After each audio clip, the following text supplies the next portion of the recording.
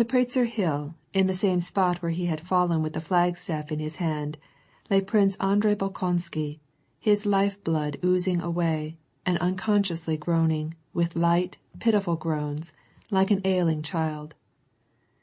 By evening he ceased to groan and lay absolutely still. He did not know how long his unconsciousness continued. Suddenly he felt that he was alive and suffering from a burning and tormenting pain in his head. Where is that lofty heaven which I had never seen before and which I saw today? That was his first thought. And I never knew such pain as this either, he said to himself. Yes, I have never known anything at all, till now. But where am I? He tried to listen and heard the trampling hoofs of several horses approaching and the sounds of voices talking French. He opened his eyes. Over him still stretched the same lofty heavens, with clouds sailing over it in still loftier heights, and beyond them he could see the depths of endless blue. He did not turn his head or look at those who, to judge from the hoof-beats of the horses and the sounds of the voices, rode up to him and paused. These horsemen were Napoleon, accompanied by 2 aides. Bonaparte, who had been riding over the field of battle, had given orders to strengthen the battery that was cannonading the dike of August, and was now looking after the killed and wounded left on the battlefield. "De beaux hommes, handsome men," said Napoleon, gazing at a Russian grenadier, who lay on his belly, with his face half buried in the soil, and his neck turning black, and one arm flung out and stiffened in death. "The ammunition for the field guns is exhausted, sire." "Have that of the reserves brought," said Napoleon, and then a step or two nearer he paused over Prince Andrei, who lay on his back with the flagstaff clutched in his hands. The flag had been carried off by the French as a trophy. "Voilà, un bel homme," said Napoleon, gazing at Bolkonsky. Prince Andrei realized that this was said of him, and that it was spoken by Napoleon. He heard them address the speaker as "sire," but he heard these words as though they had been the buzzing of a fly.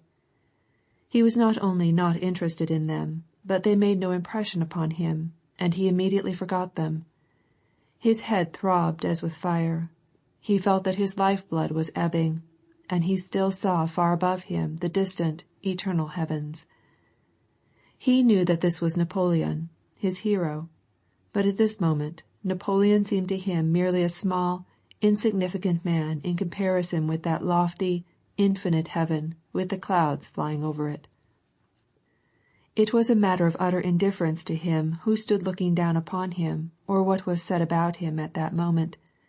He was merely conscious of a feeling of joy that people had come to him, and of a desire that these people give him assistance and bring him back to life, which seemed to him so beautiful, because he understood it so differently now.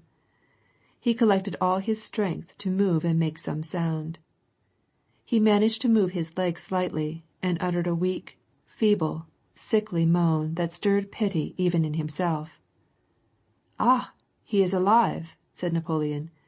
"Take up this young man, ce jeune homme, and take him to the temporary hospital." Having given this order, Napoleon went on to meet Marshal Lannes, who, removing his hat and smiling, rode up and congratulated him on the victory. Prince Andrei recollected nothing further. He lost consciousness of the terrible pain caused by those who placed him on the stretcher, and by the jolting as he was carried along, and the probing of the wound. He recovered it again only at the very end of the day, as he was carried to the hospital together with the other Russian wounded, and taken prisoner. At this time he felt a little fresher, and was able to glance around and even to speak. The first words which he heard after he came to were spoken by a French officer in charge of the convoy, who said, "We must stop here. The Emperor is coming by immediately. It will give him pleasure to see these prisoners." "There are so many prisoners today, almost the whole Russian army. I should think it would have become an old story," said another officer. "Well, at any events, this man here, they say, was the commander of all the Emperor Alexander's guards," said the first speaker, indicating a wounded Russian officer in a white Cavalier Guards uniform. Bolkonsky recognized Prince Repton, whom he had met in Petersburg society.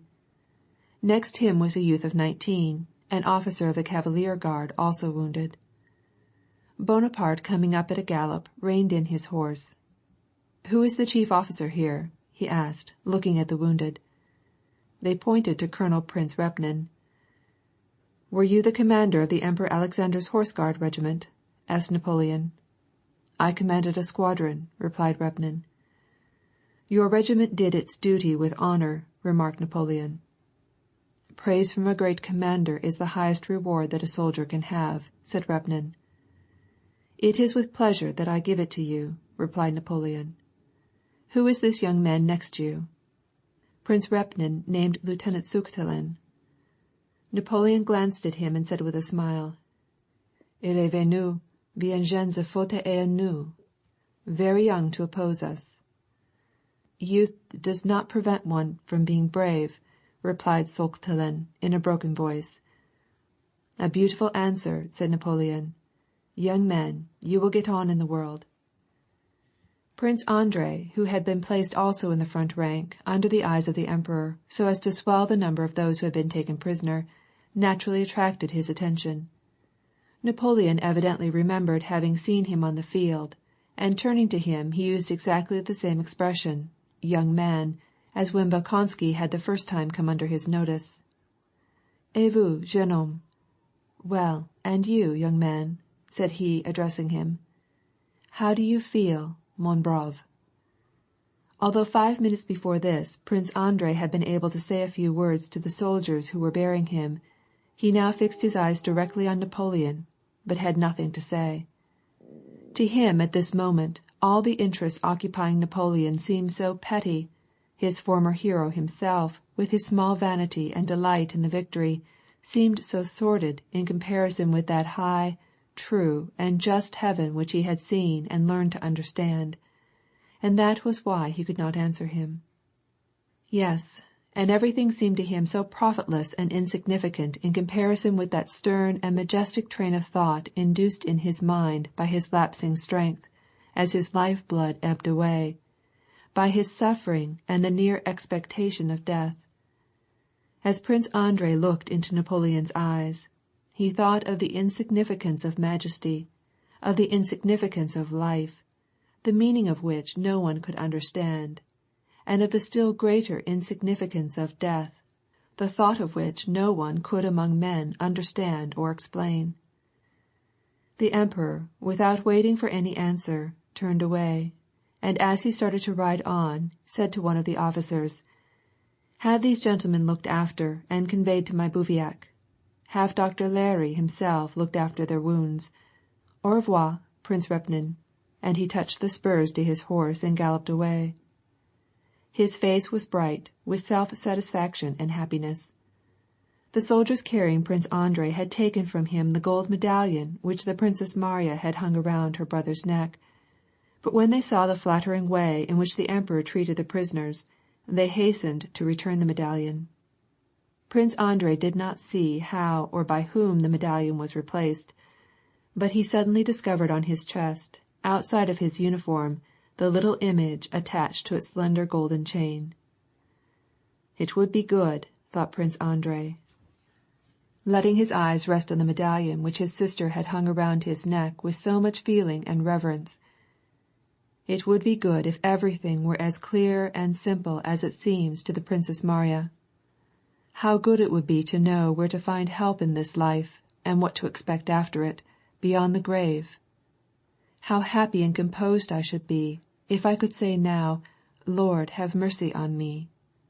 But to whom can I say that? It is force, impalpable, incomprehensible, which I cannot turn to, or even express in words. Is it the great all or nothingness?" said he to himself. "Or is it God which is sewed in this amulet which my sister gave me? Nothing, nothing is certain, except the insignificance of all within my comprehension, and the majesty of that which is incomprehensible but all-important." The stretcher started off. At every jolt he again felt the insufferable pain. His fever grew more violent, and he began to be delirious.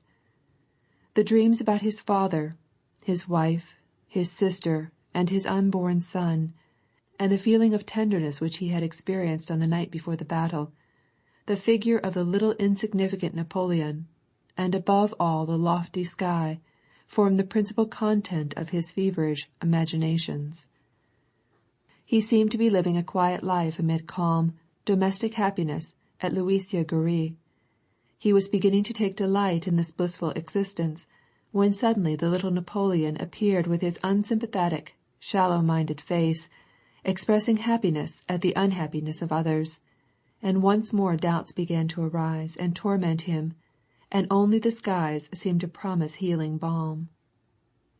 Toward morning all his imaginations were utterly confused and blurred in the chaos and fogs of unconsciousness and forgetfulness, which much more likely, according to the opinion of Dr. Leray, Napoleon's physician, would end with death than recovery. C'est un souvenir very belou. Il ne échappera pas. He won't recover. Prince Andrei, together with other prisoners hopelessly wounded, was turned over to the care of the natives of the region. End of chapter 19. End of part 3, and end of volume 1 of War and Peace by Leo Tolstoy, translated by Nathan Haskell Doyle, and recorded by Marianne Spiegel in Chicago, Illinois, February 2013. Thank you to Cat Rose for proof listening this volume.